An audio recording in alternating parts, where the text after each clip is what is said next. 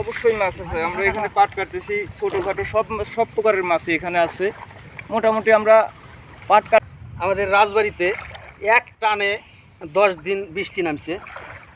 সেই বৃষ্টির কারণে আমাদের কৃষকের যে সমস্যাগুলো দেখেন, এই যে এটি কিন্তু পাট ক্ষেত ছিল।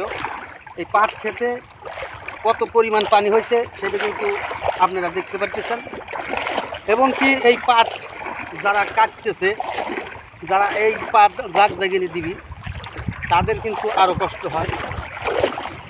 আমি আপনাদেরকে সেইখানে নিয়ে যাইতেছি। দেখেন এরা কত কষ্ট করে পাট কাটতেছে। পানি কিন্তু এইখানে তাও একটু কমই দেখাচ্তেছি, আর একটু দূরে কিন্তু আরও অনেক পানি হয়েছে, সেইখানে কিন্তু পাটই কাটা হয়েছে। ভাই এই যে পাট কাটতেছেন না, আপনাদের কি কোনো কষ্ট হইতেছে? কষ্ট হতেছে না, জ্বর আসে গেছে, জ্বর নিয়ে কাম করতেছে তো। তাই নাকি? আজ 3-4 দিন এই পানির ভিতরে কাম করতেছি, জ্বর এসে গেছে। কারণ বাড়িতে সংসার চালানো লাগবে, আমি তো বসে থাকলে হবি না। তারপরেও পরে জোরে পাওয়া যেতেছে না। এইখানের ক্ষেতের ভিতরে 4-5 জন পড়ে, তো 4-5 জন পড়ে, 4-5 দিন পরে কাম করলে হয় নাকি? তারপরে পাট তো লস, এই যে 1500 টাকা করে পড়ে নিছি।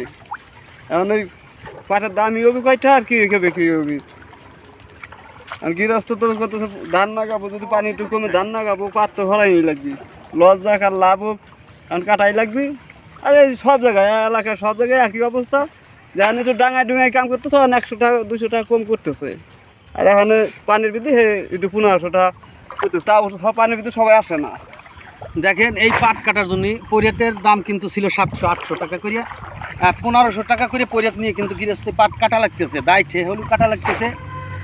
তা এরাও কিন্তু এই পানির ভিতরে থাইকিয়া কাজকাম করতেছে, বলতেছে যে আমাদের কিন্তু গায়ে জ্বর নিয়েই কিন্তু আমরা পাট কাটতেছি। কারণ গরিব মানুষের ব্যাপারটা এটা সবাই বোঝেন, যে একদিনও কিন্তু কামাই দেওয়ার মতো ক্ষমতা এই গরিব মানুষের নাই।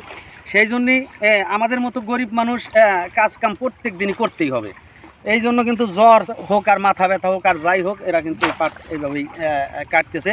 আবার এই পাট কাটেই কিন্তু এই যে দেখেন, এই যে জাগটা দেখাইতেছি, এইখানেই জাগ দিতেছে। এত পরিমাণ পানি হয়েছে আমাদের রাজবাড়িতে।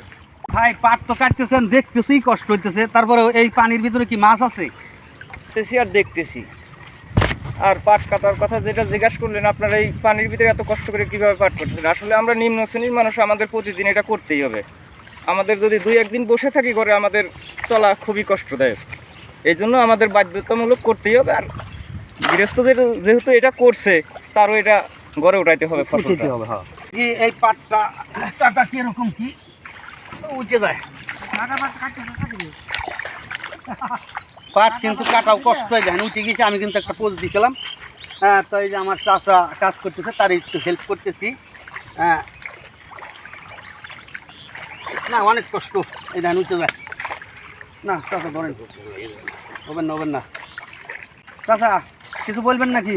বলবো কি, 22টা পাট কেটে 22টা ফেল, আমরা সারাদিন টুকটুক করে কাটি। কি করবো, গরিব মানুষ।